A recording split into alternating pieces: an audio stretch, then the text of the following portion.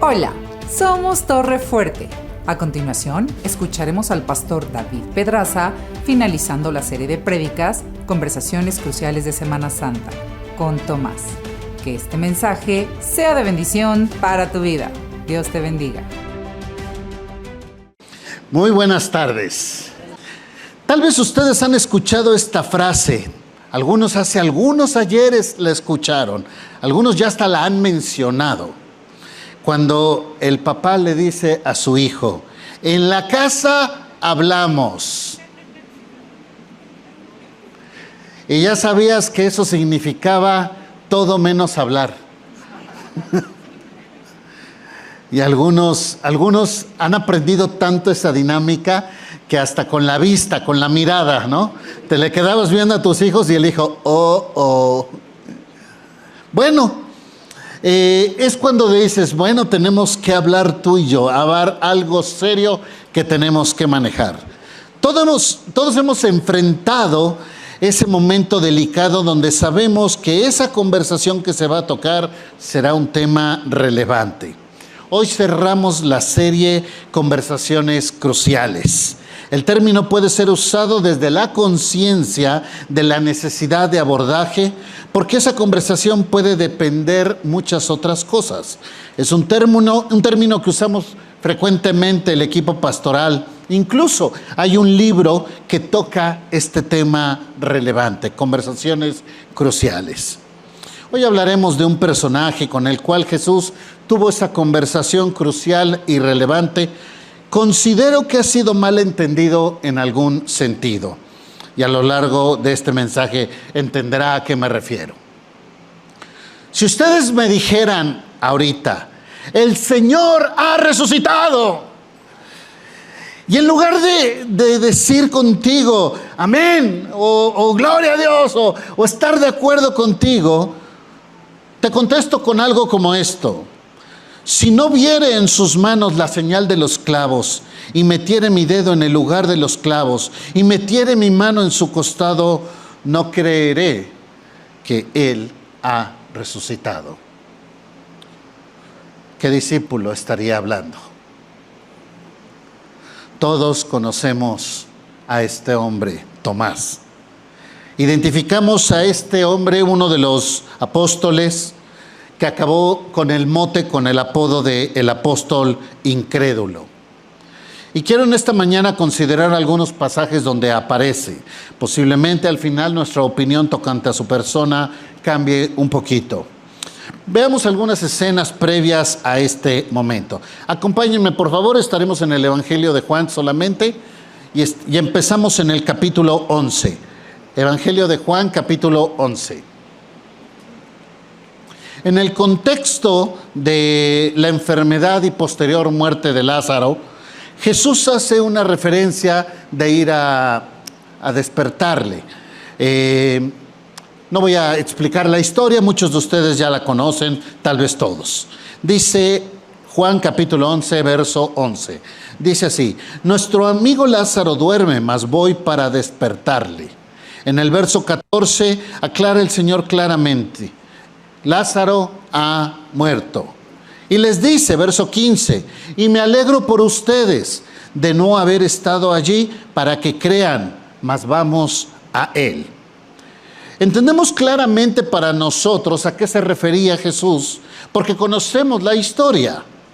Pero los discípulos en ese momento no tenían ese contexto. Y el hecho de que fueran con Lázaro a Betania podría haber significado varias cosas para ellos. Es entonces que aparece Tomás y expresa lo siguiente en el verso 16.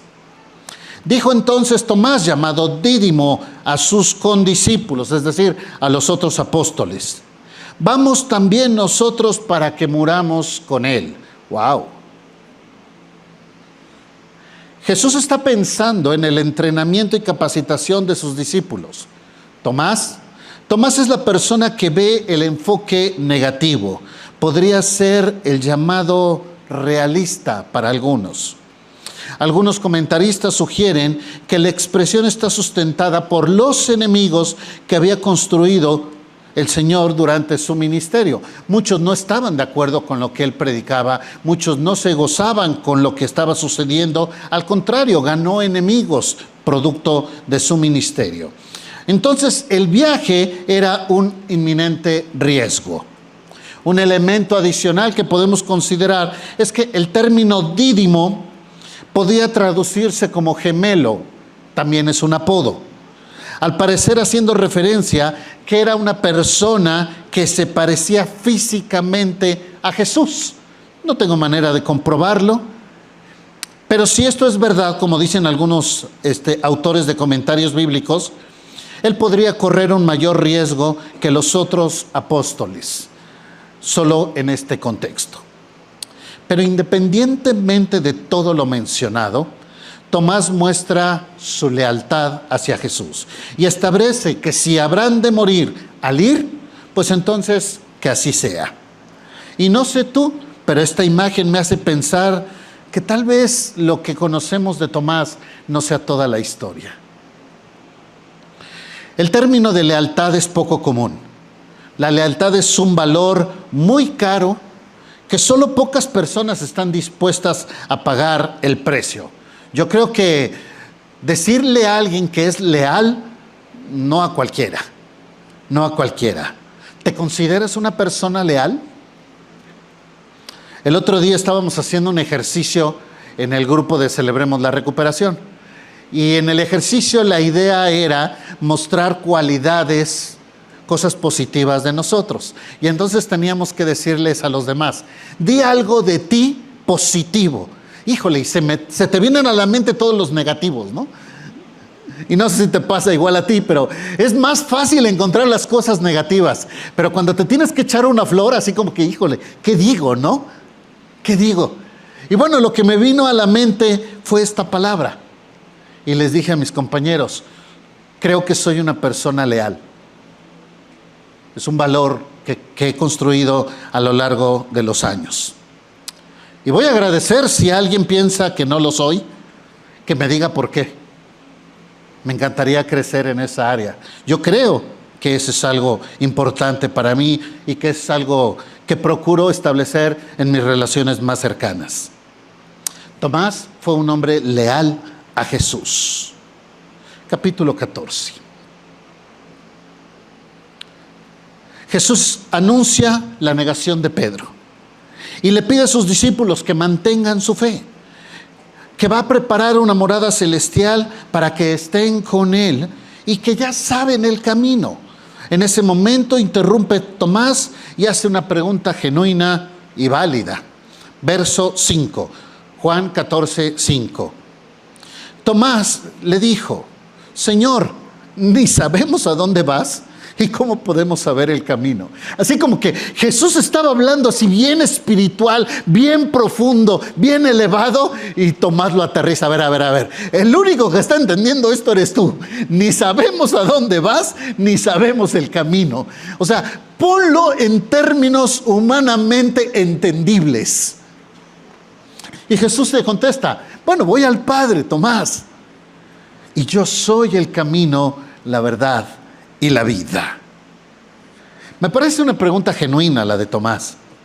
Dado el nivel de trascendencia del discurso de Jesús, creo que es perfectamente válida la pregunta. Y la respuesta que Jesús da la hemos usado en infinidad de ocasiones para compartir fundamentos del Evangelio.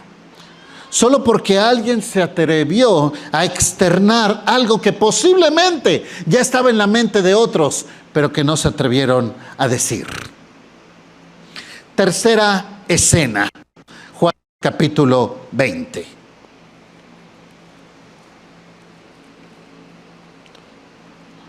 Dice así, para este momento Jesús ya se había aparecido a otras personas. Primeramente, como dijo el pastor Arturo en el culto de las 7 de la mañana, a María Magdalena, después a otras mujeres, después a Pedro, después a los discípulos en el camino de Emaús, después a los apóstoles cuando Tomás no estaba presente, y en Juan capítulo 20 ahora se aparece, pero Tomás está presente una semana después. Dice Juan 20:26. 8 días después, estaban otra vez sus discípulos dentro y con ellos Tomás. Llegó Jesús, estando las puertas cerradas, y se puso en medio y les dijo: paz a vosotros. Este pasaje lo leemos como cuando recibimos una visita en nuestra casa, donde en el mejor de los casos le decimos: pues bienvenido, pues vente, ya estamos cenando, pásate a la mesa, estamos en la plática, intégrate, le acercas una silla, o si están jugando o haciendo cualquier otra cosa, integras a la persona invitada. Bueno, no es el caso este no es el caso. Recordemos que es Jesús el que se está presentando, el Hijo de Dios que había resucitado y que toda la esperanza, por lo menos fehaciente, de los últimos 3 años estaba depositada en Él. Es el momento más increíble y sublime, por lo menos en este momento, para Tomás. Imagínate todas las preguntas que le podría haber hecho a Jesús. La felicidad posterior a la tragedia. Vamos, el momento único. Pero de forma concreta, y esta es la primera vez que Tomás es testigo, es que Jesús entra y le dice a Tomás, verso 27, pon aquí tu dedo y mira mis manos, y acerca tu mano y métela en mi costado, y no seas incrédulo, sino creyente. Ahora, este pasaje se puede interpretar de varias formas, algunas de ellas muy extremas. Por ejemplo, algunos podrían pensar que Jesús está en un tono de reclamo hacia Tomás, como esas palabras acompañadas de: a ver, Tomás, no puede ser posible. ¿Qué necesito hacer, Tomás, para que por fin, de una vez por todas, creas? ¿Acaso no pudiste creer en aquello que yo mismo te advertí que sucedería? Y me imagino a Tomás cada día cada momento haciéndose más chiquito, ¿no? Bueno, mi opinión es otra. Mi opinión es que en ese momento Jesús llega delante de Tomás en una postura completamente diferente. No tienes que estar de acuerdo conmigo, eso es una opinión solamente. Yo creo que Jesús entendía la personalidad de Tomás, y entendiendo que es ese discípulo que necesita esa prueba, es que accede a ayudarle a confirmar lo que sus ojos están viendo. Me parece un trato amoroso de Jesús diciéndole: Tomás, ven, yo sé que esto es necesario para ti, para que tu fe pueda crecer de tal forma que me seas útil para el ministerio. Si hace falta que metas tu mano aquí en este hoyo, ven. Si esto necesitas para creer, vamos, hazlo. Si esto es lo que es requerido, estoy de acuerdo contigo. Puede ser que yo sea la persona más descalificada para explicar esta condición de Tomás, porque creo que soy peor que él. Escucho a misioneros tomar decisiones de vida a partir de elementos que ellos dicen estar convencidos de que fue Dios. Y yo me pregunto a veces si no fue su emoción la que hizo eso. Por eso repito que el aventurero sea misionero y el conservador pastor. Mis compañeros pastores les cuesta trabajo trabajar con un servidor, porque en el afán de ser objetivo, constantemente caigo en aspectos negativos, analizo los peores escenarios y es complejo llegar a trabajar con un servidor. En varias ocasiones le he dicho al Señor que Él necesita ser muy, muy claro conmigo, porque soy ciego en estos aspectos de la fe. Y su instrucción necesita ser muy clara para entender ese mover de Dios. A veces hasta le digo, le he dicho al Señor: Señor, agárrame de las orejas y ponme y dime, aquí es, porque si no, no lo voy a ver, Padre. Para muchos está clarísimo lo que para mí es una brutal neblina. Lo que estoy tratando de establecer es que Jesús sabe que tú y yo necesitamos para ese ejercicio de nuestra fe. y habrá de entregárnoslos para que podamos crecer. Y una vez que Él satisface o provee esa necesidad nuestra, es que entonces Tomás puede responder. ¿Cómo es que responde el apóstol una vez que fue satisfecho en su necesidad espiritual? Verso 28. Entonces Tomás respondió y le dijo: Señor mío y Dios mío. La declaración, si la leo así solamente, pues como que no tiene sentido.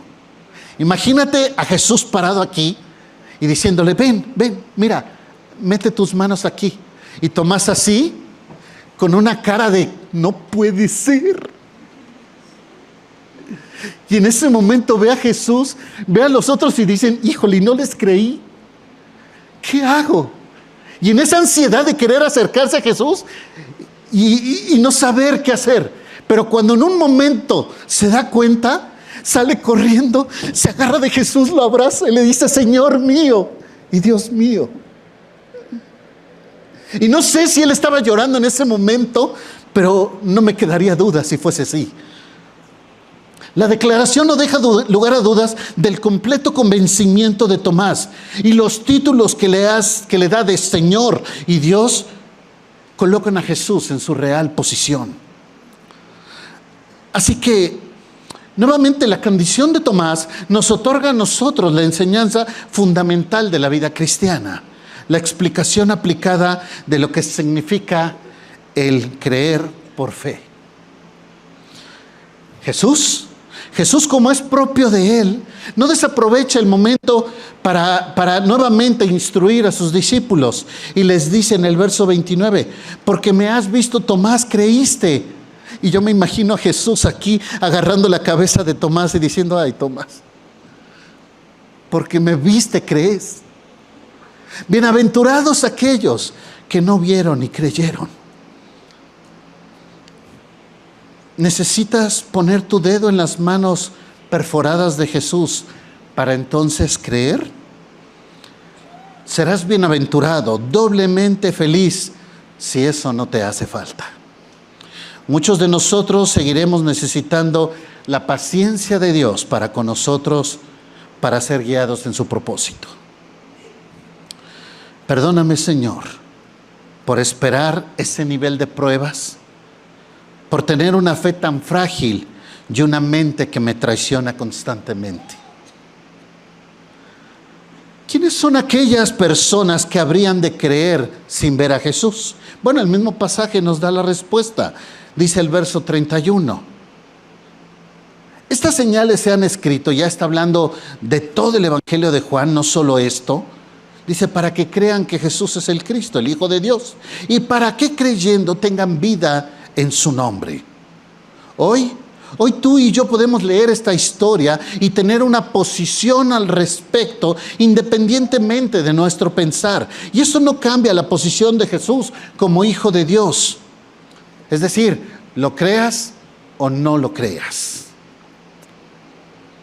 Encontramos a Tomás posteriormente en otras escenas. Por ejemplo, en Mateo capítulo 28, Jesús les dijo: vayan a Galilea y allá los voy a ver. En el verso 16 les dice: yo los alcanzo en Galilea, después de haber resucitado.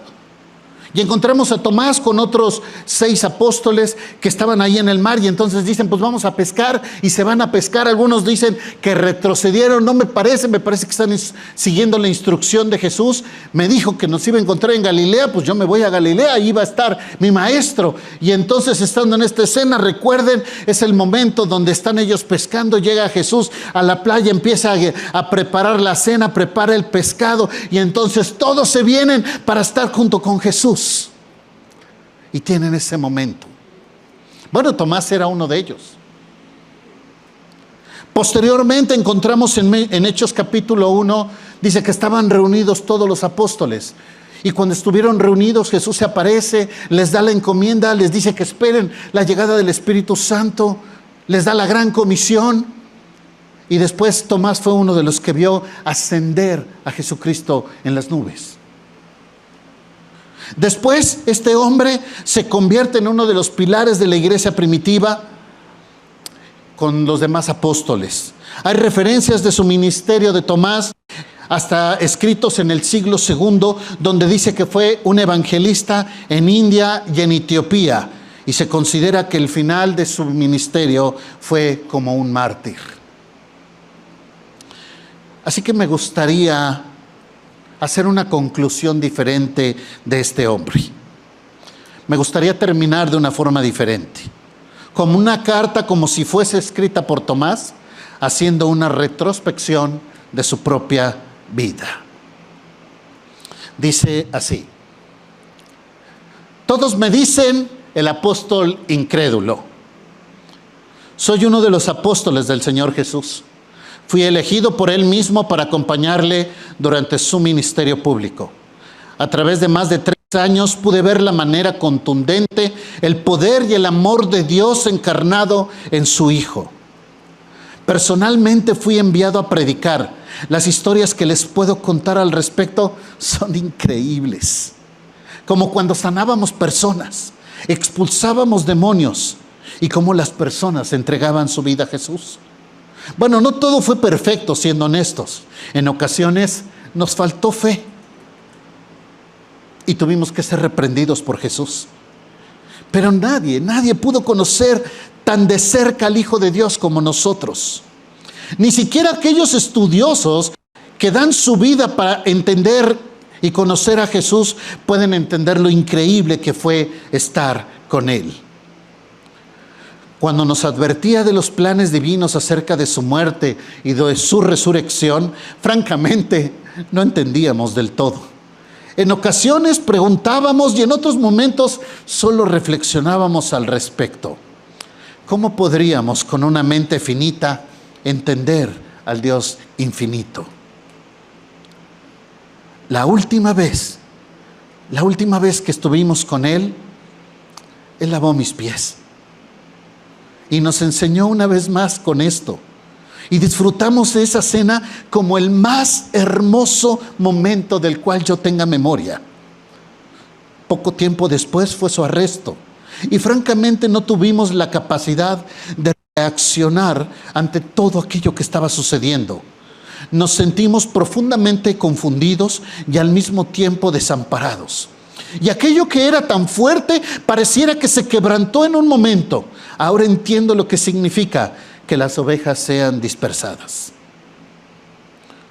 Lloramos amargamente cada una de las agresiones que vivió. Escuchábamos las noticias y nos indignaba lo que estaba sucediendo. Nunca nadie tan inocente como él. Nos identificamos profundamente en su dolor, pero al mismo tiempo éramos presas del miedo a ser apresados y tener un desenlace de vida similar al de él. Te engañaría al decir que estuve frente a la cruz. No sé siquiera si hubiera podido soportar ver a mi Señor en esas condiciones. Ver cómo poco a poco su vida se extinguía hasta que Él mismo expira. Ese mismo día falleció y fue sepultado. Para algunos era importante hacerlo porque su religiosidad y la Pascua era más importante. Francamente, yo ni pensaba en eso. Se percibía un ambiente de tensa calma. Fue impresionante el tiempo de la oscuridad por más de 3 horas, poco antes de su muerte. Después, un tenso silencio. Así pasó la noche del viernes y todo el sábado. Aún estaba tratando de procesar el duelo por su pérdida cuando algunos de mis compañeros me dijeron que lo habían visto con vida. No me juzguen, por favor, por pedir una prueba mayor. Pensé por un momento que tal vez ellos solo buscaban animarme, tratar de recuperar un corazón que había sido roto en 1000 pedazos, profundamente lastimado. Pero posteriormente, una semana después, cuando mis ojos vieron a mi maestro, mis labios confesaron lo único que vino a mi mente en ese momento: Señor mío y Dios mío. ¿Qué otra cosa pude haber mencionado? Mis ojos vieron lo que mi corazón se negaba a creer. No quedó duda alguna. Días después tuve oportunidades de estar frente con mi Señor. Cené con Él junto al mar de Galilea. Después Él tomó tiempo para hablar con Pedro algunas cosas. Francamente, creo que no le fue muy bien. Una vez más pude verlo cuando llegó al aposento donde orábamos y esperábamos su promesa. Y también lo vi cuando ascendió hacia las nubes. Honestamente, pienso que no merezco tan grande privilegio. Afortunadamente mi historia está en la Escritura para que tú también puedas creer en Él. El Mesías cumplió su promesa. El Hijo de Dios vino a este mundo para salvarnos, darnos su Espíritu Santo y se fue para prepararnos un lugar para estar con Él.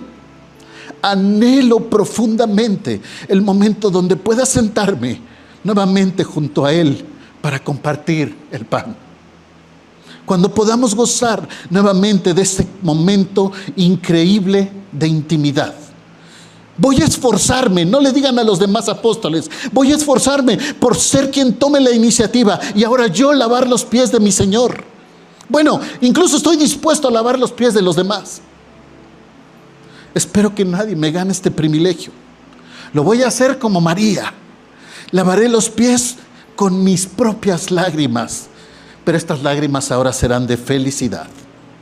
Mi maestro ahora está donde pertenece. Lo creo porque lo vi. Nadie me lo contó. Dichoso tú que 2000 años después has creído en la vida y el sacrificio de Jesucristo, aún sin haberlo visto. Padre,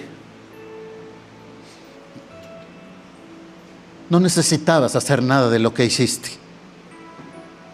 pero lo hiciste por amor. Tú viste nuestra necesidad. No tiene que ver con algo que tú quisieras hacer, sino con algo que está completamente cubierto de tu amor. Y por eso tu sacrificio tiene mayor valor.